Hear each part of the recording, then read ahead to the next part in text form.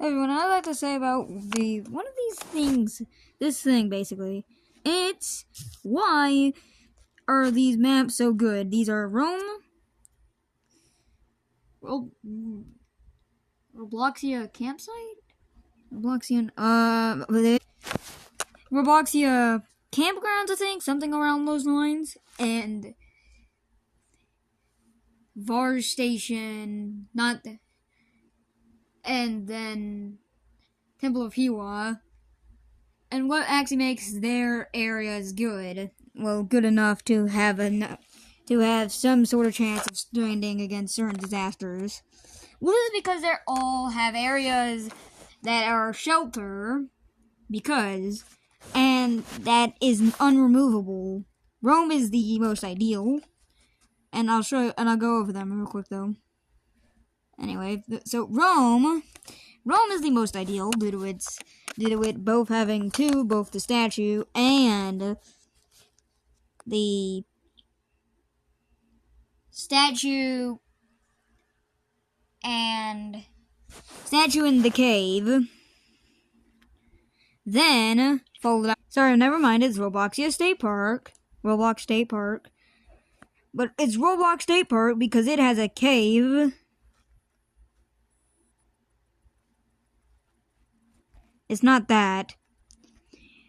The cave is it's the hole. It's in the corner because of people trying to hide in the corner. It's a joke. But the reason why I'm saying for this one, so this one specifically, this one has a cave that's not able to be broken, has 2 wooden planks in between so that you don't go out of flying out.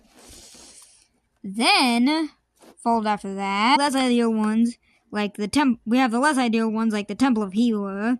This is because the Temple of Hiwa, while it does have the underground area that's indestructible, it is very short, let's just say, and it's also vulnerable to any tornado that comes to it.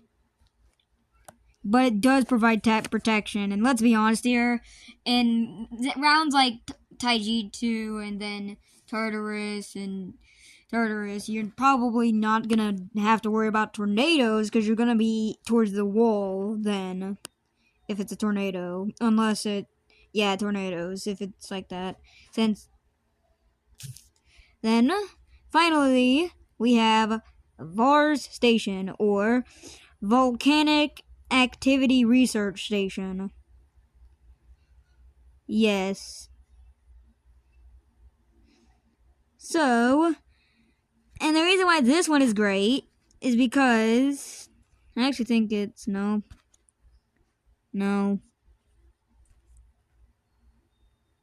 Well, it's because there's the acid rain shelter because it's a volcanic research place, so there is an acid rain shelter. It is indestructible as well. The reason why I bring this up to you is, actually, before I bring this up to you, I am mentioning that a few of these, that I'm not going to be mentioning any of the private servers. Not only because I don't know it, but I'm also going to bring this up briefly, that some of them do have other places to shelter at. I'll bring that up to you really quickly. And to start with, crash. It's that some of these do have I would say that some of these maps do have a kind of shelter, but they're also really not ideal. Especially considering how shelter really has to be very far deep. Some of them require glitches. Now, starting with Death Valley has a cave, which was added, I think, recently, actually. I can't actually know if it was... I think it was actually recently, because recently they've added the extension to the map. Only recently they did that, and that added a cave system with it. But it requires the crouch clip glitch, which is hard to perform and means that you can easily die to Tartarus and any other disaster along with that. Now, let's just say that our next few will be Junkyard. Junkyard has the metal places, but they're only ideal for certain disasters, and not Tartarus or Taiji 2 or Doomsday. None of them. That's not a great idea. Mainly because of lightning. Then there is some people who aren't very experienced at the game will say that the nuclear power plant has lightning spots. It does not. No. Now, Timberton and Telaville. Telaville has the railway. It has the railways, which is, it's kind of safe. It can still get hit. It's not really the ideal spots. Timberton has hurricane shelter, but it either requires the glitch or a bat. And let's just say that finding a bat is next to hard or impossible on certain disasters. I'd like to say this, Tropico has the basements, although it's not really useful, so it's shelter if you were role-playing, but it ain't shelter at all. Then, that's kind of it, really. Now, I'd like to say that I ain't gonna do the private server exclusive maps, because let's just say I don't know them.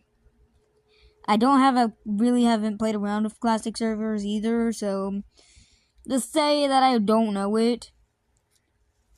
The only classic server that I know of really well is Super Epic Land, due to it being, well, this, and it doesn't have any good shelters. And the main reason why I bring that up is that certain disasters will ruin every map. Meet Tartarus, who is the... No. Oh.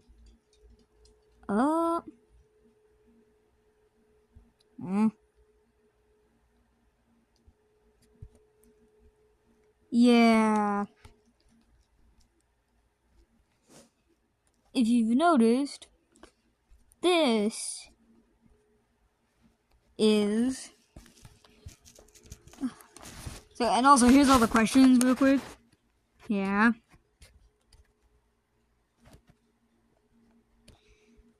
But the reason why I'd like to say it is because phase 1 is basically no sub-disasters are present in phase 1. Zeus and lightning from Doomsday, which causes fire and destroys a small amount of stuff. And then it's constant for the rest of the game mode. And then, although it is less frequently because it's the map getting destroyed over time. And they must survive. The players will have to survive. Acid Rain, which is,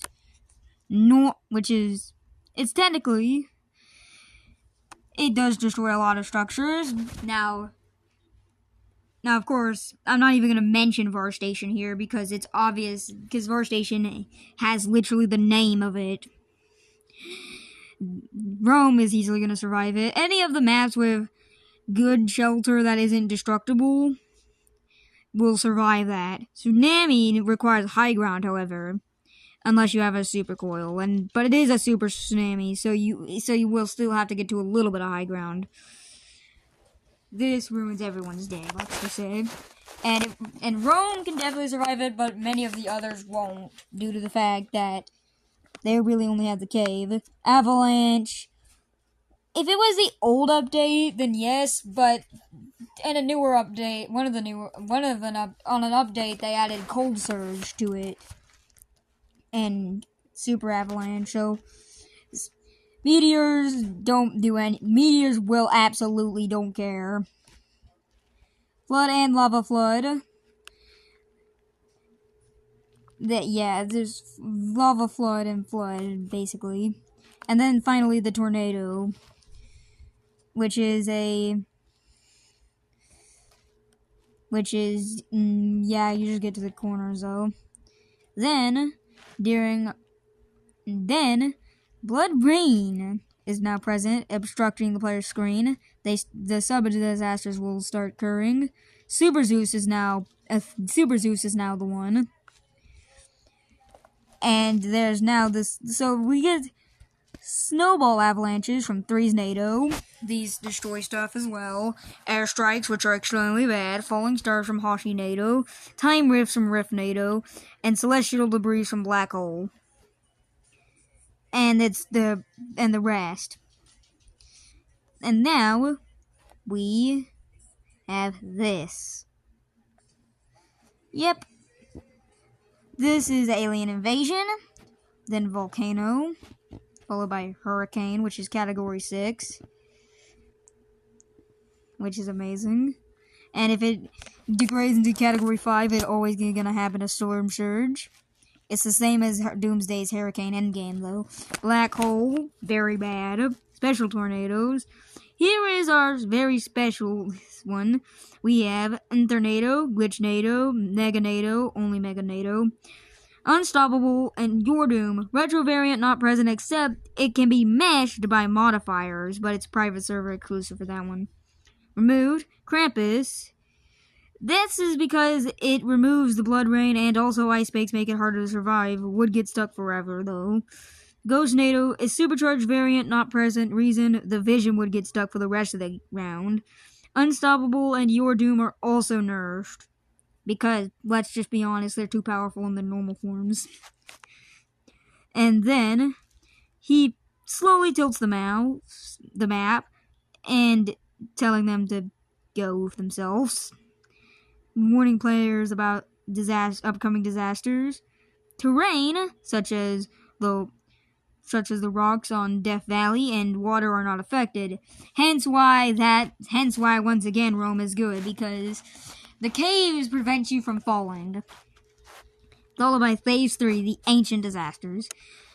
In Phase 3, the players must survive 3 of the 4 Ancient Disasters in a random order. And they were all, Let's do. So the Weeping Angel, the Banished Scourge of Sorrow. If you move when the angel awakes, a fatal fate your life it takes. A flash of lightning strikes so bright, your body falls without a fright. It's basically advanced light green light. Practically does not matter. Then we have Hypercane, the Banished Scourge of Tempest. Prepare to face the ultimate winds of destruction. I will destroy this pathetic planet, now perish. This is incredible. It's Hypercane. It starts with the outer winds blowing mass amounts of significantly larger debris that severely damage you and the map, if there's any of it left. It then gets more aggressive. After it exits the outer bands, it soon makes landfalls, and a large amount of blue walls, or variable, I should say, which is highly concentrated energy, start to emit, and, you have to use your coil, and some of them are too high.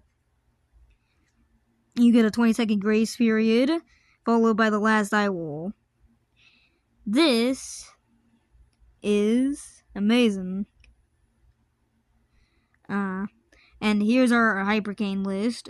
Annihilura, Cataclysmura, Chaos Surge, Cycloraze, Devastorm, Fury Foon, Hades, Havocane, Internado,